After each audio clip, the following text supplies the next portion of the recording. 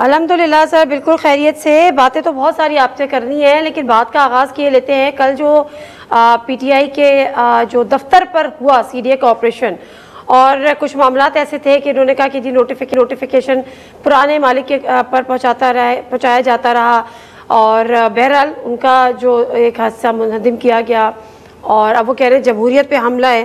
Sir, आपको लगता है सियासी जमातों के दफातर या सियासी जमातों के साथ जो कुछ इस वक्त हो रहा है वो जस्टिफाइड है, सही हो रहा है, दुरुस्त अमल है? बहुत शुक्रिया नादिया। मैं समझता हूँ कि कानून को जो देखना चाहिए वो ये नहीं देखना चाहिए कि ये घर है या ये दफ्तर है या ये शॉप है या ये प्लाज़ा है।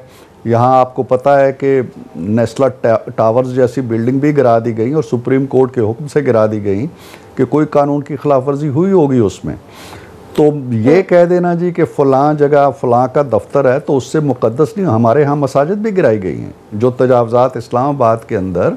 ये बड़ी, मेरे घर का जहाँ मैं रहता हूँ छोटा सा घर है, लेकिन इसके अंदर सिर्फ इसलिए मुझे एनओसी नहीं मिल रहा था कि मेरे घर के गेट के बाहर मैंने वो जगह नाली नहीं बनाई थी जहाँ से पानी की निकासी होनी चाहिए, और वो बजाय सड़क पे जाने के उसमें जाना चाहिए।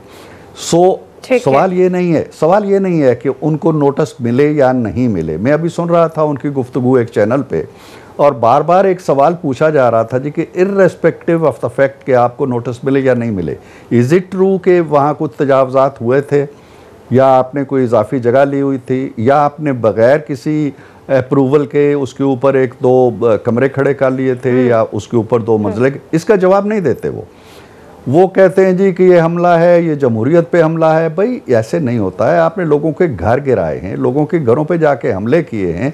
आज आपको पता ही नहीं है कि आप क्या करते रहे हैं। और आपको ये नोटिस जो हैं ये अब नहीं मिले नादिया, इनको नोटिस मिले हैं उस वक्त के ज़माने से शुरू हुए जब इनकी अपनी हुकूमत थी। पहला नोटिस इनको 2021 में मिला है, जब इनकी हुकूमत, फिर दूसरा 2022 में मिला है, अभी मई में आखिरी नोटिस इनको मिला है। 4 या 5 नोटिस इनको मिले हैं, और हर दफ़ा यही दलील है, ये नोटिस उसी एड्रेस पे गए हैं जहां ये नाम किसी का भी हो, लेकिन उसी एड्रेस पे गए हैं जहां ये ऑफिस है।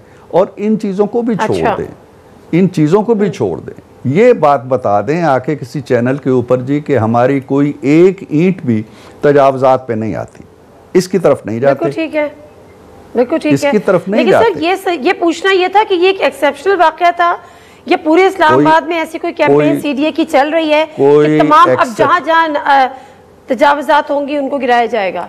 कोई एक्सेप्शनल वाकया नहीं है। आप अगर तशरीफ़ लाएं इस्लामाबाद में, या अगर इस्लामाबाद में हैं तो एयरपोर्ट से आके आप जो श्रीनगर हाईवे है उस पर चलते हुए आइए तो आपको लेफ़्ट हैंड पे दर्जनों बिल्डिंग्स मिलेंगी जो खंडर हुई हैं और जिन्हें गिरा दिया गया। ये पीटीआई के दौर में हुई थी, इन्हीं के दौर में हुई थी, इन्हीं के, आपको याद होना चाहिए, इन्हीं के दौर में हुई थी। और वो तजावज़ात जी छोटे, कोई नोटिस भी नहीं दिया गया, आए हैं और रात को बुलडोज़र फेर दिया। मैं खुद जानता हूँ ऐसे बीसियों लोगों को जिनका लाखों करोड़ों का नुकसान हो गया। ठीक है, अगर एक गलत काम हुआ है तो उस, हमारे यहाँ इतने सख्त बाइलाज हैं सीडीए के कि हम अपने घर के ऊपर अगर ममटी में भी एक छोटी सी खिड़की भी निकालना चाहते हैं ना तो उनसे इजाज़त लेते हैं। आपने अगर वहाँ इमारतें खड़ी कर ली हैं इस जोन में कि हम एक पॉलिटिकल पार्टी है और हमारी तरफ कोई देख नहीं सकता, ऐसे तो नहीं होता ना।